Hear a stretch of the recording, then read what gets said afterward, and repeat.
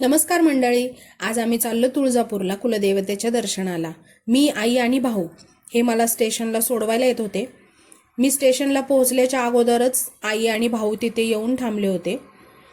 त्यानंतर आम्हाला platform number माहिती नव्हता, मग तो समजल्यानंतर आम्ही प्लॅटफॉर्मला येऊन थांबलो। रिझर्वेशन आम्ही अगोदरच केलं होतं।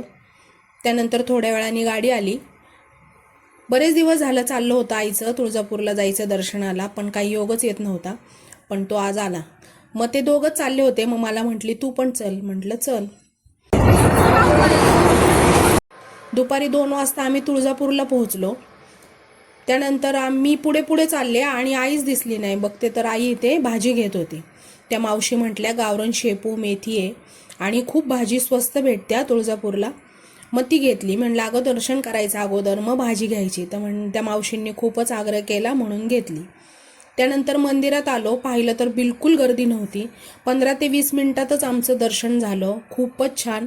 आईला खूप काळजी वाटत होती तुळजापूरला चाललोय, कारण की तुळजापूरला नेहमी गर्दी असते। तिला वाटलं कसं दर्शन होतंय, पण खूप छान दर्शन झालं। तिला पण खूप समाधान वाटलं। त्यानंतर आम्ही दर्शन घेऊन बाहेर आलो। आईने कापराची आरती केली। त्यानंतर मिठापिठाने परड्या भरल्या। मग आम्ही सगळ्यांनी मिळून प्रदक्षिणा घेतली आणि घरून येतानाच आम्ही डबे पण घेऊन आलो होतो।